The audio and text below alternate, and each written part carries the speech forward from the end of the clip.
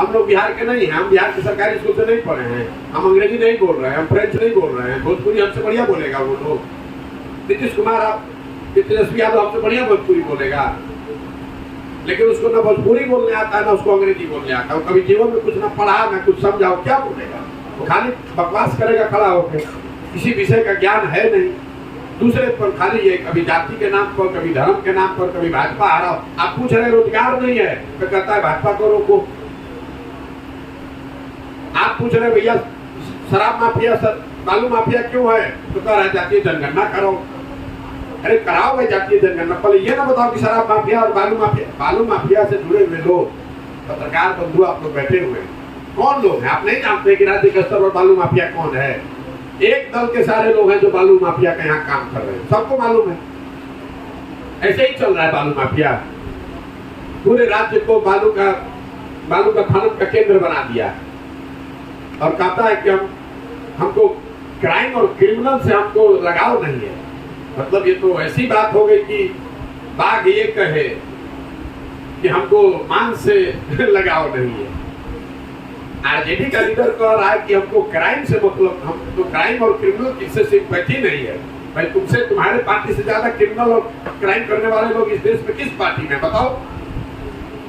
इस देश में किस पार्टी में आरजेडी से ज्यादा क्राइम और क्राइम से जुड़े हुए लोग जितने आरजेडी में हैं, आप बताइए ना किस पार्टी में इतने लोग हैं? हम तो आपको कैमरे पर कह रहे हैं और कुछ पत्रकारों की चिंता है। मैंने पहले दिन से कहा है कि किसी भी तरीके की जनगणना या सर्वे जो सरकार करती है कराती है, अगर उससे समाज के विषय में उनकी परिस्थितियों के बारे में सरकार के पास बेहतर जानकारी पहुंचती है तो इसमें नुकसान क्या है?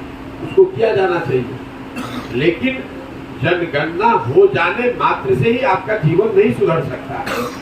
भाई दलितों की जनगणना हो रही है स्वतंत्रता के बाद से, हम सबको मालूम है कि दलितों की स्थिति, सामाजिक आर्थिक स्थिति क्या है दलित समाज के भाइयों की। तो जनगणना होने से क्या अनुसूचित जाति जनजाति समाज के लोगों की स्थिति सुधर गई? बिहार की जनगणना अलग अलग वर्गों की होगी, उसकी परिस्थिति के बारे में आपको जानकारी होगी, ये ठीक बात है। लेकिन बिहार आज देश में सबसे गरीब राज्य है, इसकी जनगणना तो हुई पड़ी है। ये आर्थिक सर्वेक्षण तो है कि आपका प्रति व्यक्ति आय 35,000 रुपए है, देश में प्रति व्यक्ति आय 1,45,000 है। ये आर्थिक सर्वेक्षण तो आपके पास है, तो आप क्यों नहीं सुधार रहे हैं?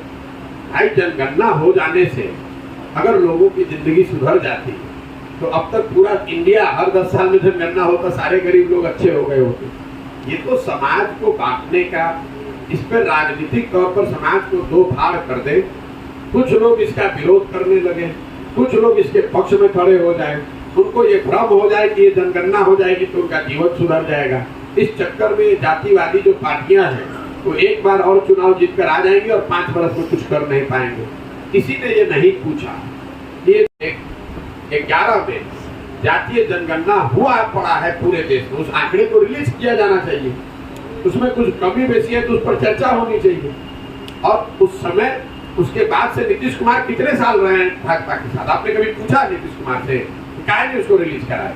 नहीं रिलीज कराए तो उसने काहे नहीं छोड़े भाजपा को? जब मुख्यमंत्री भाजपा बना दिया तो उस समय अच्छा लग रहा था, और जब भाजपा मुख्यमंत्री हटाने के लिए सोच लिया तो उस समय आपको जातीय जनगणना याद आ रहा है। आपसे होशियार और बिहार की जनता से बेवकूफ कोई नहीं है। अरे यहाँ जो काम है वो आप काम कर नहीं रहे हैं। यहाँ बच्चों के पढ़ाई का व्यवस्था नहीं कर रहे हैं। लोग यहाँ शराब आपके बेवकूफी की वजह से, सरासर नीतीश कुमार की बेवकूफी और उस आदमी के अहंकार की वजह से सैकड़ों लोग अवैध शराब पीकर उनकी मृत्यु हो रही है। इस पर आप कुछ बोल नहीं रहे हैं। जातीय जनगणना में उलझ गए। यहाँ उद्योग लोग बेरोजगारी से मर रहे हैं तो कह रहे हैं समंदर नहीं है। अरे भाई जब आप मुख्यमंत्री बने तो समंदर था वो हट गया है।